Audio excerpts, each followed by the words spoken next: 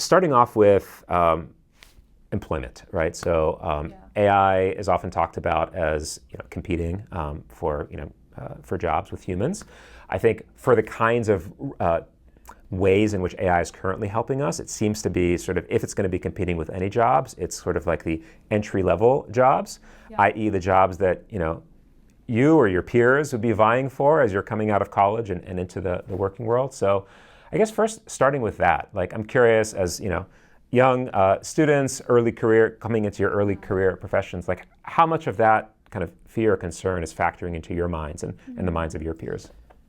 Yeah, I would say like personally for me, I see like if AI is actually able to automate like an entry level position, I feel like it's actually just like so close to actually be able to automate like basically most like graduate level work, professor, like people who've been in industry for like such a long period of time. Like I agree.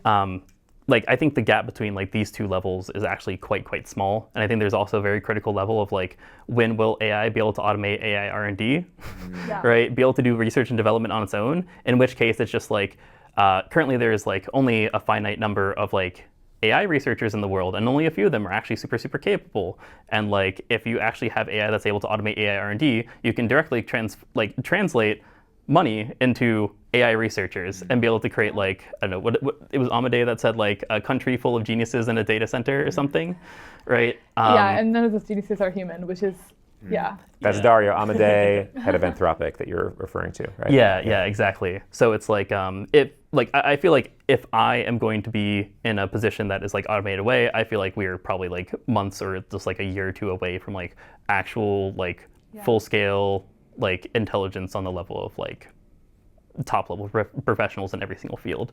So I personally worry about it a little bit less, or like that specific thing a little bit less, and more about everyone is less capable in AI kind of sense, and this is dangerous kind of like framing is like what I'm more worried about, if that makes sense. Yeah. I think I have a similar take here. Like I think something I've seen in my peers is a lot of people are indeed very worried about this. I mean, kind of an interesting paradigm is a lot of like friends I've talked to who are working at like leading suite companies like Amazon, Google, Facebook, Meta, etc. Are kind of telling me, and like people who've done internships over the summer, that like a big part of the job now is like go into the office, go talk to your AI model, and like have it write your code for you. And even like researchers or even like engineers who are working full time in like suite positions are like writing a lot of their code with AI models, including lists of my family members who work in these places, etc. And so there's this kind of like situation right now where AI is a tool for them. And software engineers still exist and are still highly valued, but they're using AI right now as a tool. However, like I think this is like not very far from shifting in the sense that like we're not just building a tool, as many people like talk about AI, especially like in the VC or like startup space. We're actually building like intelligence. We're building like what's up here. And the idea behind building intelligence is that it's going to learn and grow at the pace of and eventually faster than humans. And so this means that, I agree. Once like that level of job can be automated, I think that's a sign that we've successfully built intelligence in some sense. And then like getting to the point of like becoming, learning more skills to do a senior level job is like, seems relatively more trivial.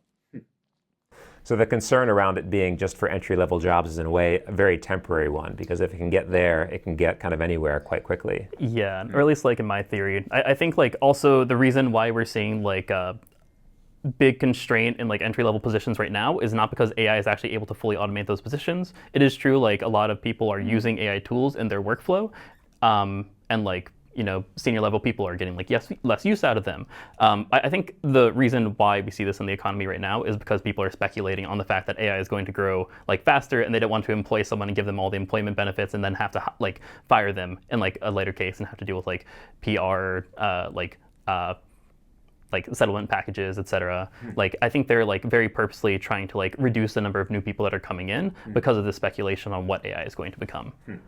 Also just because people become more efficient when they use AI tools.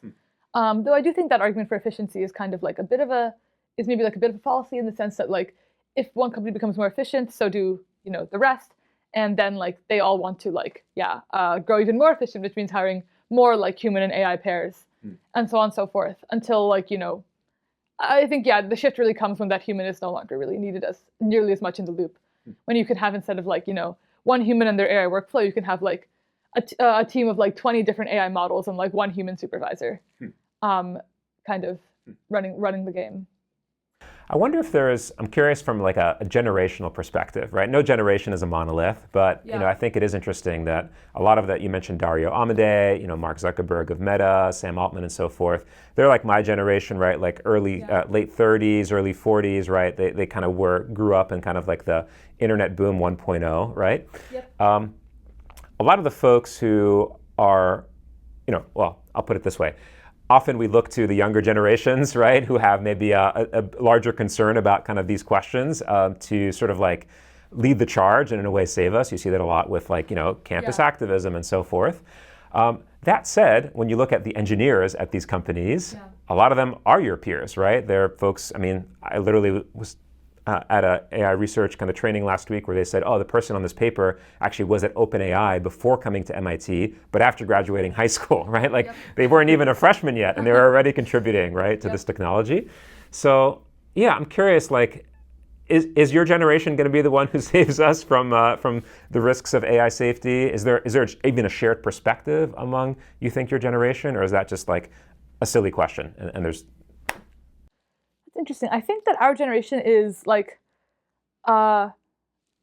this is kind of a sweeping generalization, but I'd say maybe the word I have for this is like, is very aware, and is kind of like aware of like all the possible like, and open-minded to like many different possible like sorts of risks. They're like not above like worrying about like risks from the government, or not above worrying about like risks from like I don't know, like, like I imagine AI systems, and like I think like people are more open-minded to this sort of like sci-fi world could become real scenario, perhaps. And I do think from that perspective, like people are maybe more like susceptible to understanding and like working on AI risk. However, I do think like it's a cross-generational problem, and people understand that. Like the sort of idea of like we can build an intelligence that's more intelligent than us, I think is like hard for a lot of people to kind of like understand or stomach. But people across like all generations understand this. I think it's like, maybe like nerd culture or something, kind of like makes people, or people who are nerds kind of like, to them maybe this seems obvious, that it's like there's no limitation because like we're not like capped at human level intelligence. Like intelligence doesn't just like stop at human level, and there's no saying that we can't build something greater than that. So I think that's kind of like the fundamental realization that like helps a lot of people understand that AI safety could be an issue, because building a system more powerful than us means that we're not going to be able to control it, kind of by definition. Gatlen, what's your perspective? Yeah, generational differences. Gosh, I will also note that like we are at MIT, so like the sample size is definitely, or like the sample set is like very, very biased. And I can't really speak for people who are like outside of MIT and just like mostly living their life. Not to say we aren't, but yeah, there's definitely a diverse range of like perspectives around people my age. I think there's a lot of people who I think saw like AI being used to like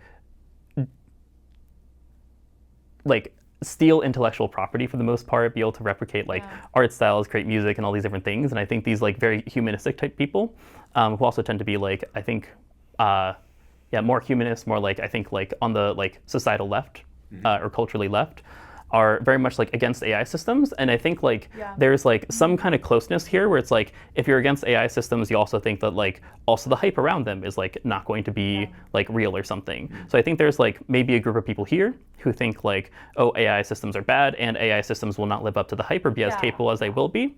I would say like then there's also a group of people who are like, we're at MIT, right? A lot of people are like very technically minded. They've kind of hit the jackpot where it's like, oh, AI is rapidly increasing capabilities and I'm here and there's a bunch of VCs willing to fund me or something and are willing to take this opportunity to be like, oh, I want to like take this opportunity to like kind of build my own like AI type startup and like go to SF and like do these types of things. So that's definitely like one group of people at MIT. I would say like those are kind of like the two like really interesting kind of like subcultures that I see at least within MIT. Yeah, I think there's like a lot of like kind of on the first subculture. There's a lot of people who are like a lot of intellectual people outside of like the sort of CS space who have that take on artificial intelligence. That like yeah, like it's surprising to me. Like one of my closest friends is into mechanical engineering, and she's like, yeah, I've like not used an AI model like basically ever. And I think there's still like a lot of very intellectual people outside of CS who've never used AI models, or like not never, but like have very rarely used AI models and have very rarely used frontier models, and kind of don't know where capabilities are right now. But I think like as I don't know, like you see sort of like work coming out of labs that does attempt to like build like AI scientists and build like and AI engineers and like CAD systems and et cetera. I think like people in other fields are also realizing that, I mean, as Gatlen kind of did with physics, that like AI is going to like play an integral role in maybe nearly every field. And I think that's definitely something people are coming to terms with.